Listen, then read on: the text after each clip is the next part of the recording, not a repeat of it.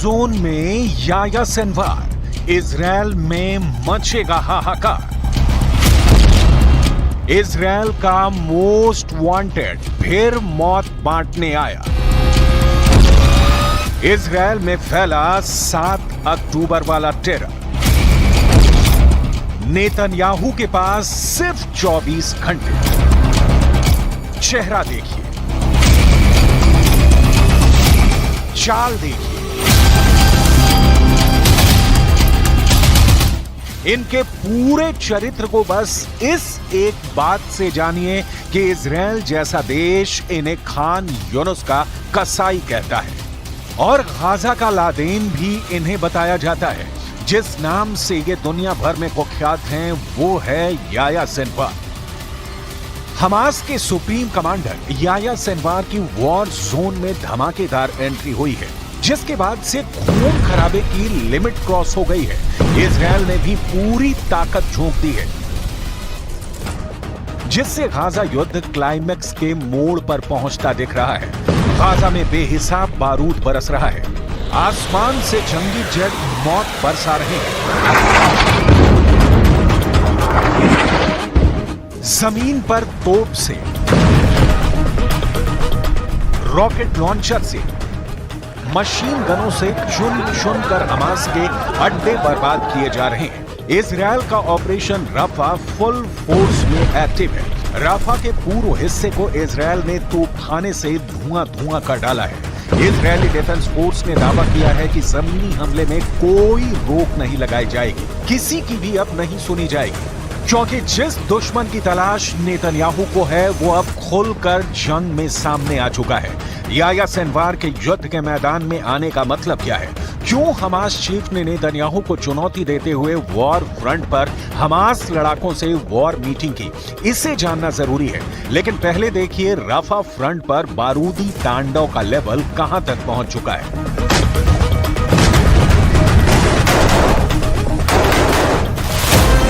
वफा समाचार एजेंसी की रिपोर्ट में बताया गया है कि इजराइल ने हवाई हमले में गाजा सिटी के पश्चिमी इलाके को दहला रखा है। गाजा सिटी की अल वेहदा सड़क पर एक घर पर एयर स्ट्राइक कर इजराइल ने उसे कब्रगाह बना दिया।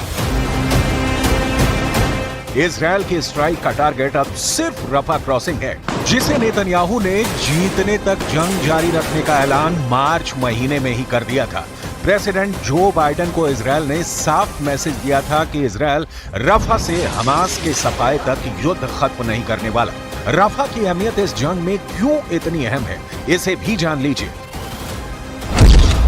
नक्शे पर देख रही 41 किलोमीटर लंबी यह गाजा पट्टी है। भूमध्य सागर के पूर्वी तट पर गाजा पट्टी उत्तर और पूर्व में इजराइल से घिरी है। गाजा पट्टी का दक्षिणी बॉर्डर मिस्र से लगता है। इसी बॉर्डर पर 12 किलोमीटर के इलाके को रफा क्रॉसिंग कहते हैं। गाजा की 20 लाख की आबादी 3 रास्तों का इस्तेमाल करती है। उत्तर में इरेज क्रॉसिंग और दक्षिण में रफा क्रॉसिंग। गाजा के दक्षिण में ही करीम अबू सलेम मॉल क्रॉसिंग भी है। रफा क्रॉसिंग हमास के लिए लाइफलाइन है, क्योंकि 2007 में इजराइल ने गाजा पट्टी की पूरी नाकाबंदी लगा दी थी, जिसके बाद रफा क्रॉसिंग के जरिए ही हमास की सप्लाई चेन चलती है। हमास की बारूदी सुरंगों का जाल यही है, जहां से बैठकर इजराइल पर खौफनाक हमले अंजाम दिए जाते हैं। इजराइल को शक है कि हमास लड़ाकों ने यहीं उसके नागरिकों को बंधक बना रखा है। 7 अक्टूबर को बंधक बनाए गए लोगों में से एक का वीडियो रिलीज कर हमास ने प्रोपेगेंडा सेट करने की कोशिश भी की है। हमास की तरफ से इजरायली अमेरिकी बंधक हर्ष गोल्डबर्ग पोलिन का वीडियो जारी किया गया है। हालांकि ये वीडियो कब शूट किया गया है इसकी कोई जानकारी नहीं साझा की गई। हमास के बंधक वीडियो के जारी होने के बाद गोल्डबर्ग के परिवार ने उसे हौसला बनाए रखने की अपील की है। 23 साल के हर्ष गोल्डबर्ग 7 अक्टूबर से हमास के नर्कलोक में बंधक हैं। वहीं इजराइल का अनुमान है कि 7 अक्टूबर को हमास के हमले के दौरान बंधक बनाए गए लगभग 250 लोगों में से 129 लोग गाजा में अब भी बचे हैं। इजरायली फोर्स ने आशंका जताई है कि बंधक बनाए गए इजरायली नागरिकों में 34 की मौत हो चुकी है। वहीं हमास इजराइल जंग में गाजा पट्टी में अब तक 34,305 मौत का आंकड़ा भी सामने आया है। इजराइल अपने एक नागरिक की जान के लिए कुछ भी कर गुजरने के लिए कुख्यात है। यानी जंग का अंत इजरायली बंधकों की रिहाई के साथ हमास के संपूर्ण सफाए पर होगा। हालांकि हमास भी पीछे हटने को तैयार नहीं। हमास के सुप्रीम कमांडर याह्या सिनवार ने वॉर फ्रंट पर हमास लड़ाकों से मीटिंग कर इजरायल को क्लियर मैसेज दिया है कि युद्ध में हमास सरेंडर नहीं करने जा रहा।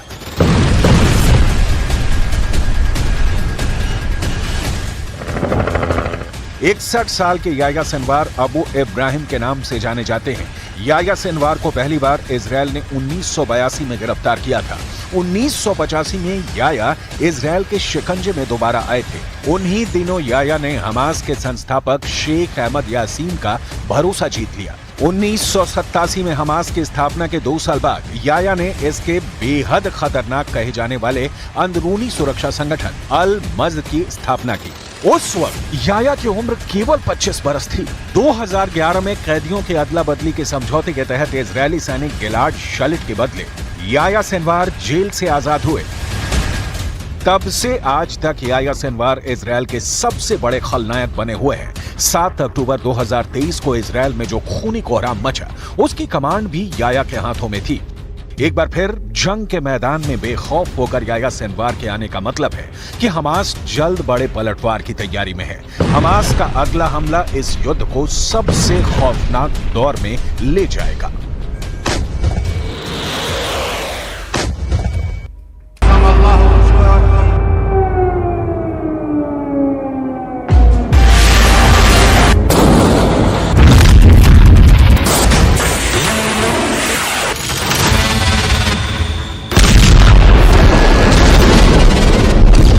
हूथी ने लिया हिजबुल्लाह का बदला।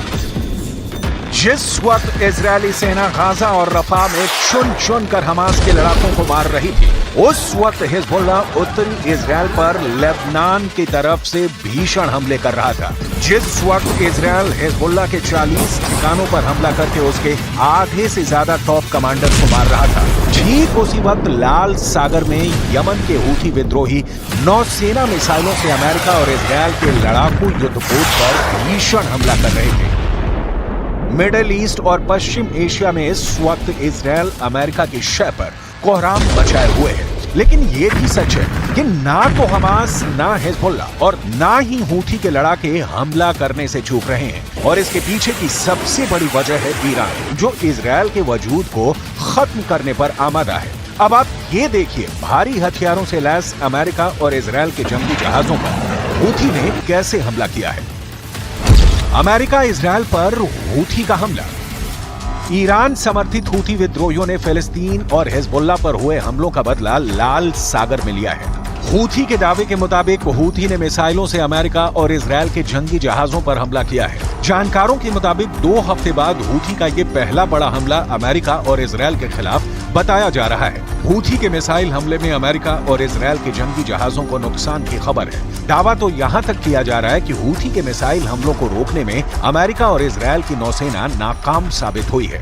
हूथी के इस हमले ने साबित कर दिया है कि ईरान समर्थित हूथी मिडिल ईस्ट और पश्चिम एशिया में इजरायल और पश्चिमी देशों के लिए बड़ा खतरा बन चुका है।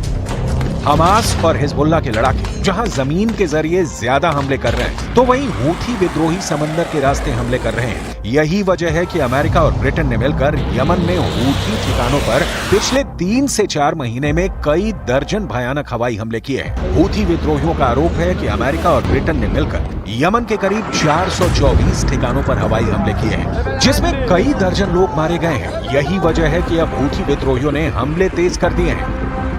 ईरान समर्थित हूथी विद्रोहियों के प्रवक्ता याह्या सारेया ने दावा करते हुए कहा कि लाल सागर में अमेरिका के 2 जहाजों पर हमला किया गया है, जिसमें से एक जहाज अमेरिकी विध्वंसक है, जबकि इजरायल का एक क्रूज जहाज हूथी हमले का शिकार हुआ है। हूथी के दावे के मुताबिक उसके हमले में अमेरिकी जहाज मिस्क यॉर्कटाउन, अदन की खाड़ी में एक अमेरिकी विध्वंसक और हिंद महासागर में इजरायली जहाज MSC वेराक्रूज को निशाना बनाया गया है। نفذت القوات البحرية في القوات المسلحة اليمنية عملية عسكرية استهدفت سفينة ميرسك يورك تاون الأمريكية في خليج عدن بعدد من الصواريخ البحرية المناسبة، وكانت الإصابة دقيقة بفضل الله. बेशक हूथी बड़े हमले कर रहा हो, लेकिन ये भी सच है कि गाजा रफा में इजरायली सेना के भीषण ऑपरेशन में अब तक 34,000 से ज्यादा फिलिस्तीनी मारे जा चुके हैं। लेबनान की तरफ से हिजबुल्लाह चीफ जरूर इजरायल को टक्कर देने की कोशिश कर रहे हैं, लेकिन इजरायल की बेहतरीन हवाई क्षमता के सामने हिजबुल्लाह के पैर उखड़ने लगे हैं।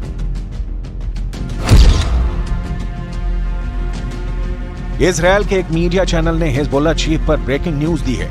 इजरायली मीडिया के मुताबिक इजरायल की आईडीएफ बहुत तेजी से हिजबुल्लाह चीफ हसन नसरल्लाह की तलाश कर रही है। खबर में दावा किया गया है कि 48 घंटे के अंदर या तो इजरायली सेना हिजबुल्लाह चीफ हसन नसरल्लाह को मार देगी या फिर उसे लेबनान छोड़कर भागने को मजबूर कर देगी। आईडीएफ हिजबुल्लाह चीफ को इसलिए भी तुरंत मार देना चाहती है क्योंकि हिजबुल्लाह चीफ ईरान के इशारे पर उत्तरी इजरायल पर भीषण हमले करवा रहे हैं। दावा किया गया है कि हिजबुल्लाह ने उत्तरी इजरायल के 13 गांवों पर दर्जनों कत्यूशा रॉकेट से हमला किया है। इसी का बदला लेने के लिए इजरायल ने हिजबुल्लाह के 40 ठिकानों पर फाइटर जेट और मिसाइलों से हमले किए हैं। दावा किया गया है कि इजरायल के 40 हमलों ने हिजबुल्लाह के आधे से ज्यादा कमांडर्स को मार डाला है। इजरायली वायुसेना ने हिजबुल्लाह के कंट्रोल वाले एता अल शाब और आसपास के गांवों पर 13 से ज्यादा हवाई हमले किए हैं। इसीलिए अब ये दावे किए जा रहे हैं हिजबुल्लाह चीफ हसन नसरल्लाह को आईडीएफ हवाई हमलों के जरिए मारने की कोशिश में है। الأساسي بعد ما طلعناه، القوات الأساسية بعد ما استخدمناها. لمعلوماتكم نحن بعدنا حجز قوات مش عاملين. نحن الشباب يشتغلوا بالجبهة خدمة إجازة، يعني بيروح بيخدم وقته بيوجع على بيته، بيطلع بديله بيخدم وقته بيوجع على بيته وهكذا. ومع ذلك عاملين الإنجازات المعمولة بالشمال اللي سألوا الإسرائيليين عنها. इधर ईरान पूरी तरह से बौखलाया हुआ है। रूस और चीन से साथ मिलने के बावजूद वो हमास, हूथी और हिजबुल्लाह के ऊपर हो रहे बेहद खूनी हमलों को रोक नहीं पाया है। इधर इजरायल के पीएम नेतन्याहू ने साफ कर दिया है कि रफा में इजरायली सेना बहुत बड़ा ऑपरेशन शुरू कर चुकी है। मिस्र की सीमा से सटे रफा में 23 लाख फिलिस्तीनी इजरायल के बेहद खूनी हमलों के बीच फंस चुके हैं। इस बीच ईरान ने खुली धमकी दी है। ईरान की वायुसेना के कमांडर हामिद वहीदी का कहना है कि ईरानी वायुसेना सोवियत काल के सुखोई Su-24 बम वर्षकों के जरिए इजरायल पर हमले को तैयार है। ईरान की एयरफोर्स की ताकत की बात करें तो फायर पावर इंडेक्स के मुताबिक ईरान के पास कुल 551 एयरक्राफ्ट हैं, जिनमें से 358 फाइटर जेट हमेशा जंग के लिए तैयार रहते हैं। अब देखना होगा कि क्या हूथी, हमास और हिजबुल्लाह ईरान के दम पर इजरायल और अमेरिका को टक्कर दे पाएंगे या नहीं।